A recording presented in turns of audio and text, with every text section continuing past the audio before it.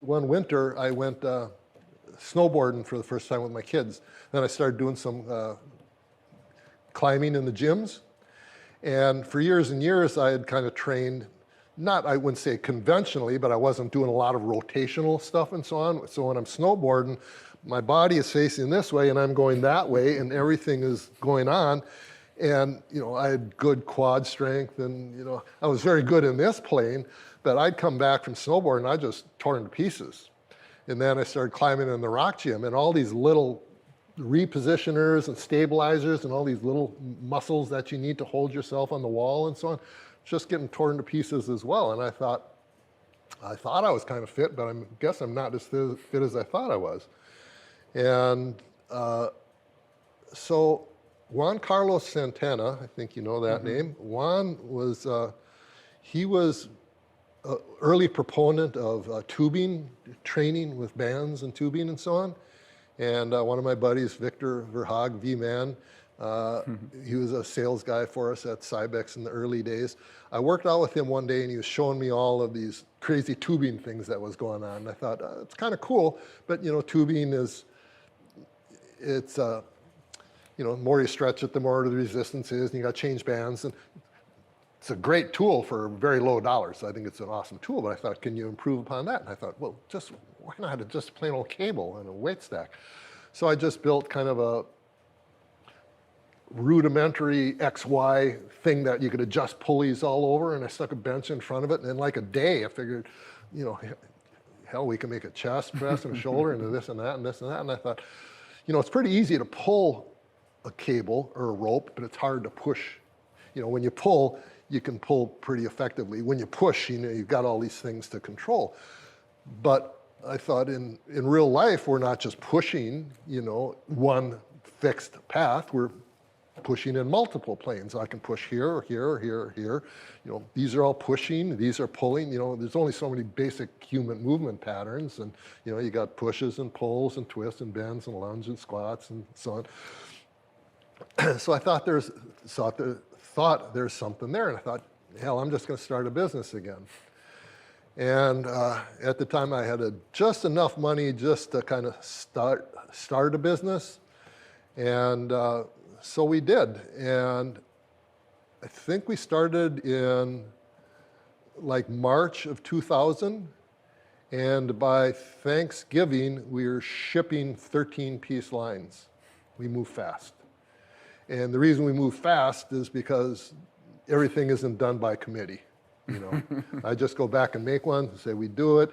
Okay, like I said, I'm the right guy to start a company, but the wrong guy to run it. But the reason I was good at starting one is I knew where to get the right sales guys. I knew where who good engineers were. I knew who good, you know, shipping people were. I knew I needed a CFO that knew his way around. I knew that I needed a business manager. So, you know, he was great at putting teams together by the sound of things. Well, if it takes 10 people, I'm real good at one, I'm okay at one, and I just suck at 8. But I know where to get those 8, and that's what the key was. So we were doing great. I think the first 12 months of shipping, we sold about $10 million worth of stuff. So we were doing good.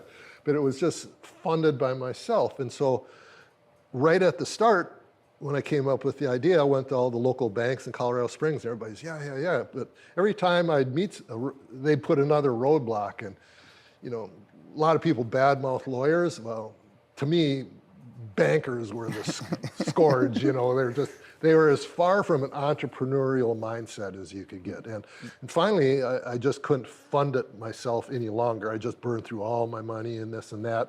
Where were you manufacturing? There was a guy in Colorado Springs who was making product for us. He was a manufacturer of steel goods. Right.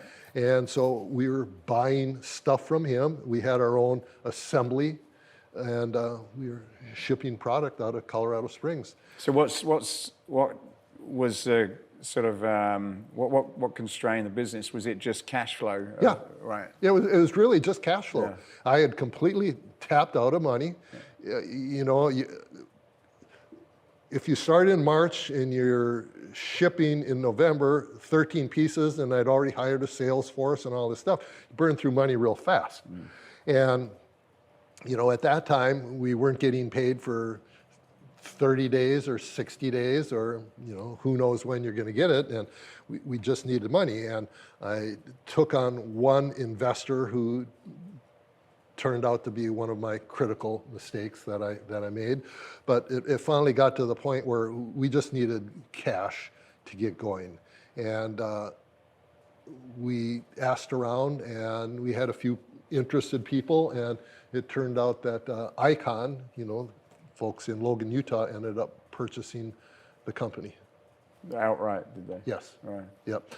The name was Ground Zero, and the reason was we want to start from ground zero. What our story was, we're not selling equipment, we're selling a story. We're kind of doing missionary selling.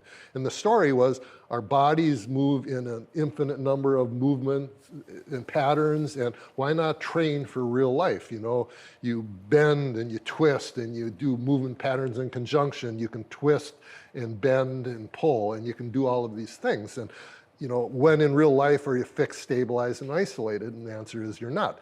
I'm not saying there's anything wrong with that. It's awesome for hypertrophy, and you know, we're just selling another tool in the toolbox.